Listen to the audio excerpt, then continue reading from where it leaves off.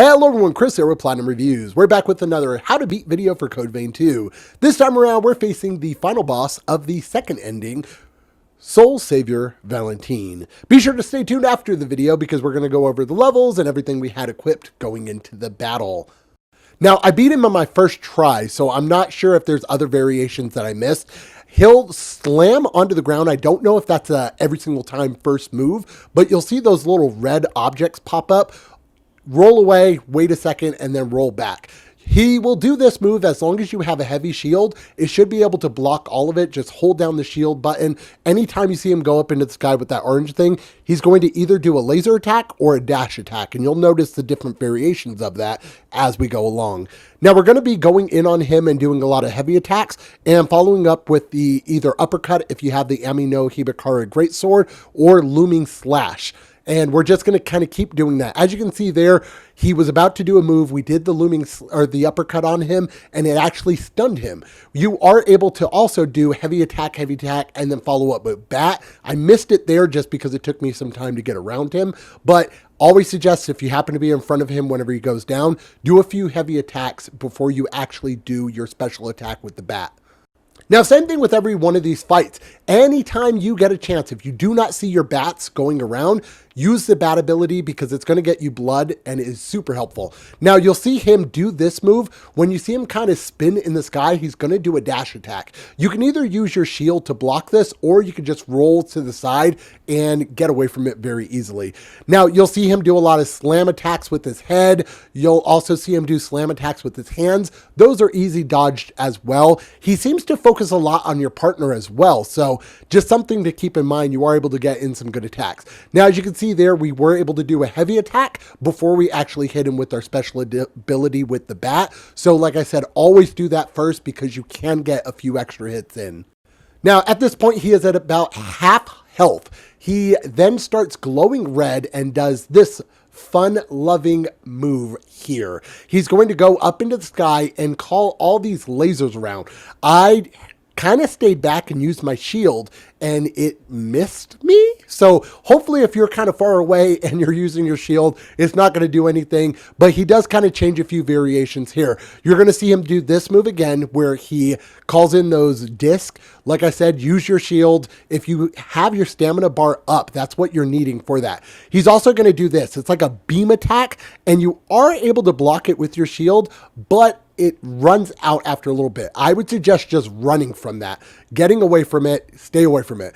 He then also does that where he will pick his head up and his head will turn orange. When that happens, he's going to do two slash attacks with his hands. Those are very, very easily dodged, and you'll see that in a little bit. I do dodge them. Right there, he did hit me with it, but that was my first time seeing it. Like I said, any chance you get, you're going to use your bat ability because that's going to get you blood and also do damage to the boss whenever you get a chance. Like I said right there, we just did the bat ability and we went from 3 to 12. So definitely helpful to have that. And they're just continuously hitting.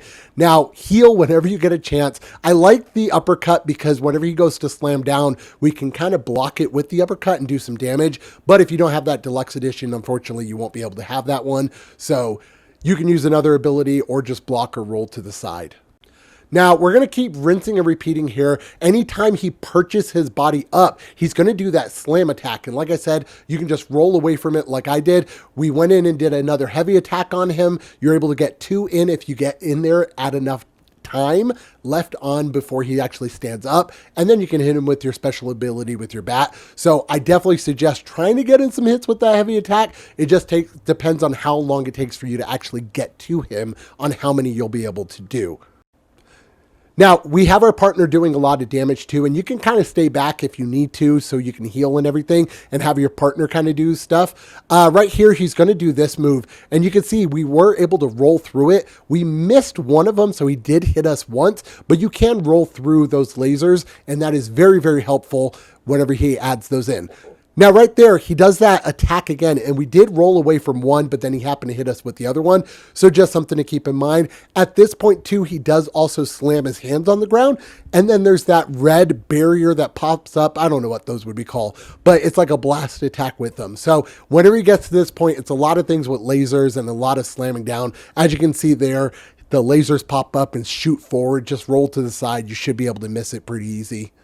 Like I said, anytime you do not see the bats going around and you don't have enough blood, be sure to use the bat ability because it is going to get you some extra blood. You'll see him perch up a lot in this fight. Every single time he does, he's going to slam down and cause that red burst everywhere. So just something to keep in mind. You can go in with a special attack, heavy attack, stuff like that, and hopefully stun him from that. Now we're going to keep hitting him here, and I want to say he actually glitches on top of us, which was really, really weird. We went in here. You can, if you're close enough when he does those slash attacks with his hand, you can actually miss those, which is super helpful. And like I said, he glitched on top of us, so we weren't able to hit him with our bat special ability. We just kind of had to wail in on him and then hit him with the bat. Again, make sure if you ever see him go up into the sky like this, he's going to do one of these moves. Stop moving completely, regain your stamina, and then use your shield. That way you can block some. And that is pretty much it for him. If you have any questions, let me know in the comments down below. We're going to be going through all the weapons and everything that we had going into the fight. The level that I had, I want to say was like 140 something. I want to say like 142. This video showed 134.